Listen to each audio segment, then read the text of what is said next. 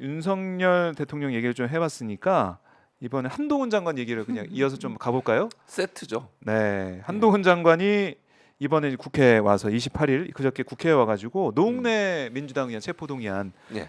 관련해서 체포의 필요성, 체포동의 요청 이유를 설명 막 했어요. 했죠. 길게. 길게 해서 저는 이 녹취가 있다, 뭐 문자 뭐 이런 다시 얘기를 하길래 부시럭부시럭. 예.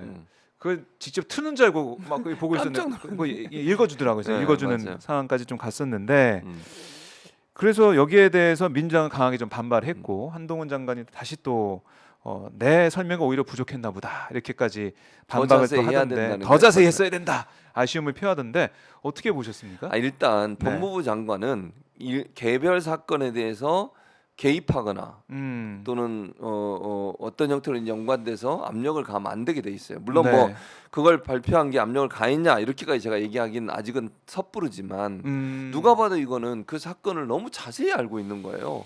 녹취록이 있고 녹취록 안에 뭐 어떤 얘기를 했고 종이가 부스럭거리는 소리까지 들렸고 네, 그것도 네, 네. 아니 부스럭거리는 소리가 돈을 준 건지를 명확하게 증명할 수 있는 증거예요? 내가 종이 하나 가져와 봐. 여기서 부스럭거려 볼게. 그럼 내가 돈 준 거야? 박정호한테?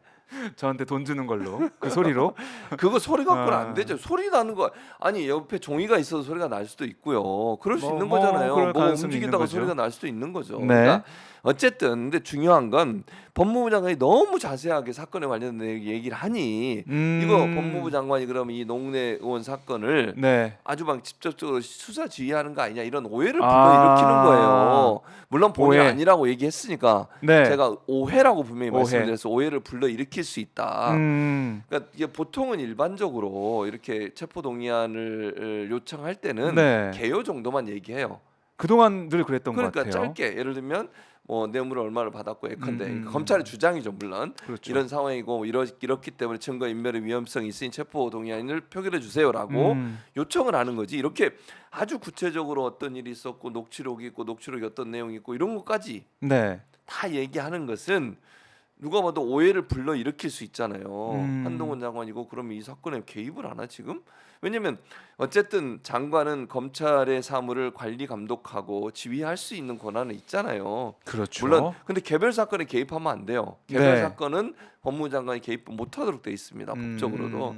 근데 그런 부분 혹시나 어긴 거 아니냐라고 하는 비판을 지금 야당이 하는 거예요. 네. 너무 자세히 얘기하니까. 그리고 한편에서는 일부 국회의원들은 그런 얘기까지 하더라고요. 그렇게 너무 자세히 얘기해서 도리어 더 역작용이 났다. 네. 그러니까 찬성표 던지려다가 아니 이렇게 법무부 장관이 국회의원에 대해서 이런 식으로 막 하는 게 타당한가? 그래서 반대표를 던졌다는 사람도 있다는 얘기도 있어요. 국회의원들이 현타가 왔군요. 네. 여야 의원 가릴 것 없이. 자기도 그렇게 될 수 있잖아요. 그러면 그래서 오히려 이게 악영향을 미쳤을 것이다. 저는 검찰 그렇게 입장에서는, 생각해요. 법무부 네. 입장에서는. 왜냐하면 자 보세요. 그게 네. 100 몇 명이었지? 101명이 101명 찬성. 근데 국민의힘 의원이 몇 명이에요 지금? 115명이죠? 그렇지. 네. 근데 그 270 몇 명이 참석했어요. 재석은 기권이 있어요 또. 기권 9명인가 기권 있었어요. 빼고 네. 그다음에 정의당은 다 찬성하는 걸로 아마 하지 6명 않았나요? 그거 찬성. 빼보세요. 그럼 숫자가 어떻게 돼요? 민주당 숫자만 있지 않아요 거기에? 반대에 찬성- 민주당만 있는 게 아니라. 그렇지. 저는 그렇게 봐요. 어허. 국민의힘이 일부도 저는 뭐 누군지 모르지만 무기명 투표를 했으니까 네.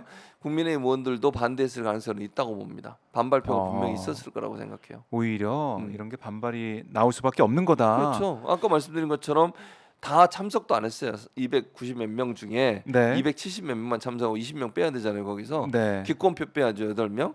정의당 표 빼야죠. 그러면 민주당이 169석인데 네. 그걸 이제 넘어선 거죠, 사실은. 그렇죠. 넘어선 거예요. 지금 271명 재석을 했고요. 네. 그다음에 찬성이 101명, 반대가 161명. 61명인데 이거 민주당이 169명이잖아요. 그렇죠. 근데 거기서 정의당 빼고 또 그다음에 기권표 빼고 네. 이러면 국민의힘이 안 들어오면 161명이 될 수가 없다니까요. 찬성 161에서 예를 네. 들면 그 정의당을 또 정의당이 거기 들어가 있을 거 아니에요, 6명이. 6을 빼면 95, 찬성이 그래. 95 중에 어. 이게 다 이제 국민의힘 95가 다 했을 것이냐? 아니잖아요. 또 아닐 수도 있다. 저는 그렇게 생각해요. 그러니까 국민의힘의 일부도 한동훈 네. 장관의 그런 모습 보고 아하. 너무 심하다 이런 너무 생각을 심하다, 하지 이거는? 않을까 그런 생각이 듭니다.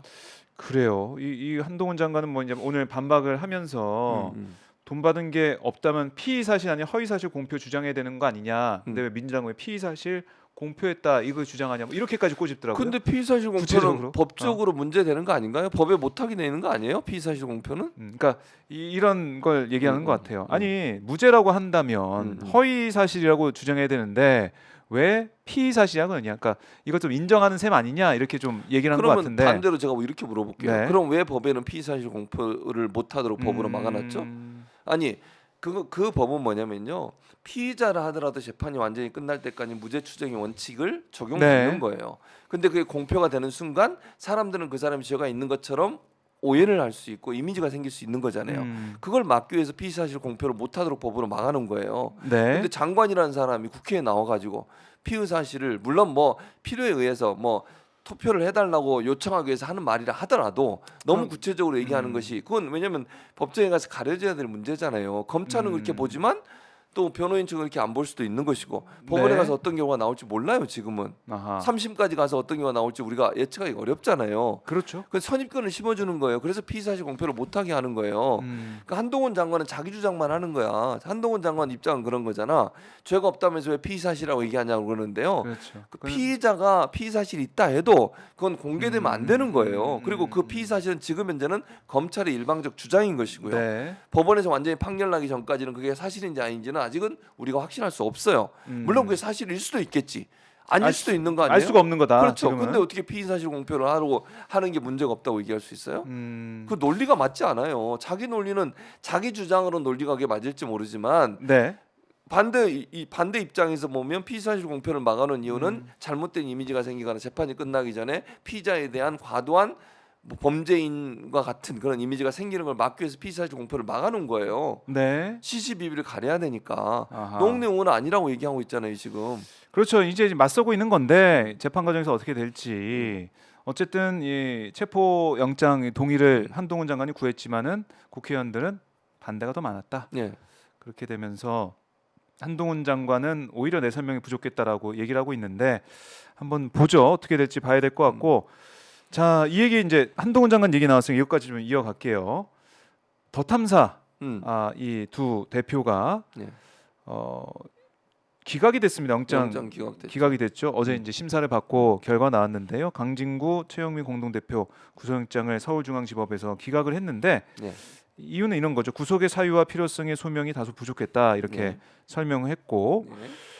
그리고 뭐 이런 얘기도 나오고 있습니다. 증거 뭐 대부분 수집이 됐다, 뭐 잘못을 인정했다 이런 얘기도 경찰과 법조계에서 좀 흘러나온 얘기긴 한데 어쨌든 구속 사유와 필요성의 소명이 다소 부족하다. 이 말은 어떻게 봐야 됩니까? 언론 자유라는 거죠. 언론 취재의 자유, 취재의 자유가 그러니까 이걸 만약에 처벌하게 되면요, 네. 언론 자유와 취재의 자유가 엄청나게 침해를 받게 돼요. 이게 무슨 말이냐면, 네. 자 강진구 기자가 가서 이제 본인이 주장하는 주장에 따르면 했던 거는 공동 현관 들어갈 때는 문이 자동으로 열리는 곳이래요. 그 처음에 그 현관 들어가는 거는 그 아파트 현관 들어가는 그렇죠, 거는 그렇죠. 제한이 없대요. 들어가서 엘리베이터를 타면 카드를 찍어야 된대. 그러니까 입주자만 들어갈 수 있는 거죠. 그렇게 돼 엘리베이터를 있네요. 사용을. 네. 근데 자기가 탔을 때 다른 입주자가 있었대요. 그래서 입주자가 누르면서 몇 층 가세요? 물어봐서 몇 층 갑니다 했더니 눌러준 거야. 그럼 그건 강제로 자기가 들어간 게 아니죠. 네. 엘리베이터도. 그리고 올라가서 초인종을 누른다고 하는 거예요. 왜냐하면 뭐 저는 도어락을 안 봤는데 한동훈 장관의 집에 도어락이 초인종과 그다음에 그 이렇게 비밀번호 누르는 게 헷갈리게 돼 있나 봐요. 그런 도어락인가 봐. 예. 그래서 자기는 초인종을 누른다고 눌렀는데 그게 번호판 중에 하나였던 거예요. 그래서 첫 번째 하나 삑 이걸 잘못 누른 거야. 아하, 마치 이 다른 사람이 볼 때는 네. 눌러서 들어가려고 했던 거 그렇죠. 아니냐는 그렇죠. 의심을 살 오해를. 수 있는. 근데 그게 다 CCTV에 찍혔어요. 본인이 또 유튜브로 방송을 했고. 네. 그래서 바로 안 하고 초인종을 찾아가지고 그다음에 누른 거예요. 이게 다예요. 그리고 들어가면서 우편함을 한번 보고. 네. 자 그러면 지금까지 우리가 방송에서 봤던 탐사 저널, 탐사 보도 프로그램들 예컨대 뭐 그것이 알고 싶다, TV, PD 수첩 네. 이런 프로그램도 있었잖아요. 이런 프로그램에서 그런 행동 안 보셨나요? 시청자 여러분에게 물어볼게요. 자 취재하러 가면 일단 우편함 봅니까 안 봅니까? 이 사람이 여기 사는지 안 사는지, 이 집이 맞는 건지, 또 오랫동안 이 사람이 들어왔는지 안 들어왔는지, 또는 네. 거기에 무슨 뭐 이렇게 계고장 같은 게 있는지 없는지 다 확인해요. 그거 찍잖아요. 그거 한두 번 봤어요? 안 봤습니까? 아, 봤죠. 그리고 집에 가 초인종 눌러요 안 눌러요? 누르죠. 계십니까? 이제 그렇죠. 하면서. 그건 일반적으로 지금까지 다 해왔던 취재 방식이에요. 그 예를 들면 그러니까 이제 취재를 거부하는 사람 입장에서는 눌러도 안 나온다거나 반응이 없거나 이러잖아요. 네. 또 일부는 나와서 잠깐 문 열고 얘기하다 문 닫아버리고 그렇죠. 그거 그냥 찍어요 그냥 이렇게. 그것까지 다 나가죠. 근데 그게 주거 침입이에요? 자 그게 마치 검찰의 공소장인가요? 그 영장 청구하는 공소장에 보면 집안을 침입했다, 뭐 침입 이렇게 써 있대요. 주거 침입 뭐 이렇게. 근데 들어간 게 아니잖아요.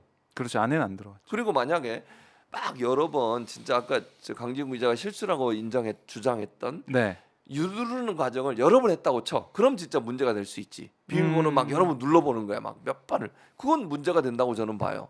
근데 그게 잘못 눌러서 네. 실수할 수 있는 거잖아. 그렇죠. 그리고 한 번 눌렀는데 그게 잘못됐구나 다른 걸 눌렀어요. 그럼 그것도 문제가 될까요? 그러면 지금까지 했던 이런 모든 취재 방식이 다 불법이 되는 거예요. 앞으로 그러면 언론은 문제가 있는 사람이나 찾아가지 아니면 못해. 못 가요. 취재를 어떻게 집 앞까지 가면 안 돼. 안 돼. 예. 들어가지도 못해. 그럼 취재를 어떻게 하냐고. 자유의 가치를 그렇게 이제 강조하고 있는 음. 정부에 우리가 살고 있는데 네.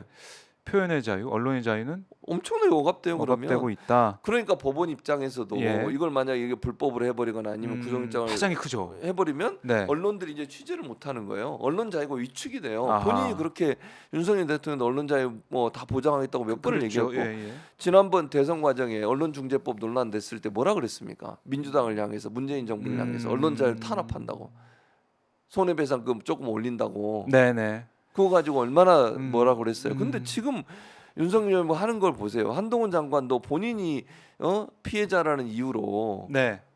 그렇게 그 일반적으로 행해지던 언론의 취재 행위라고 볼 수 있고 또 지난번에 보세요. 이 사건 전에 이미 재판이 한번 있었잖아요. 그렇죠. 그때 뭐라고 판결이 나왔습니까? 언론 자유다 이거는 스토킹이 아니다라고 얘기했어요.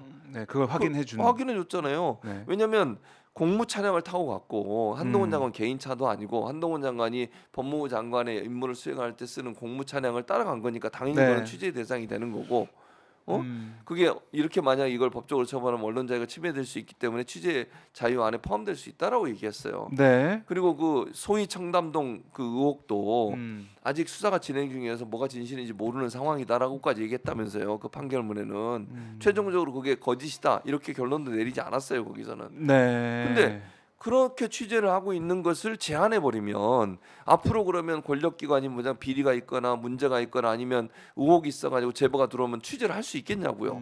못해요 그러면. 그럼 언론은 그냥 보도자료 주는 거 받아가지고 그거 쓰는 거에 불과해요.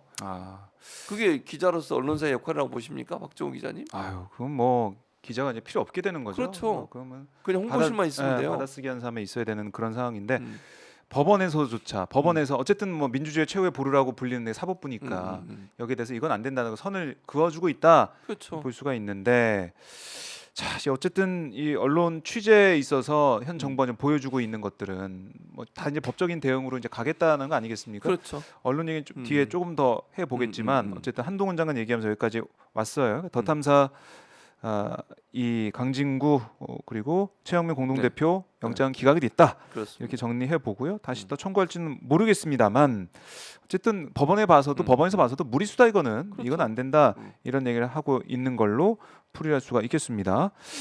자, 아까 추억님이 실시간 후원을 해주셨는데 추억님도 늘 네, 저를 지나갔네요. 지지하시는 분이시죠. 이제 뭐 그럼 YTN 못 나오시냐고 아까 댓글이 있던데 나오시죠 가끔씩은. 아니 지금 현재는 네. 3개 하다가 2개가 잘리고 하나 남았어요. 하나 그래요. 수요일 아침에 하는데 예. 이제 만약에 민영화 돼가지고 누가 이제 주인이 될지 모르잖아요. 네. 그렇게 되면 어떻게 될지 모르는 거지. 또 그렇네요. 그러니까 언론 지금도 윤석열 정부 들어가지고 2개가 잘렸으니까. 네, 그래도 오마이 TV 나오시지 않습니까? 그렇죠. 대신 오마이 TV를 합니다. 네. 오마이 TV가 출연료 더 줘요. YTN보다. 이렇게 얘기하면 안 되는구나. 이게 왜냐면 돈 얘기를 오마이 TV를 띄우기 위해서 제가 하는 말입니다. 알겠습니다. 좀 더 과장돼 있습니다. 이거 취소하겠습니다. 취소 박 기자님 취소. 취소로 적어주세요. 취소 이렇게 네, 알겠습니다. 똑같이 받습니다. 자.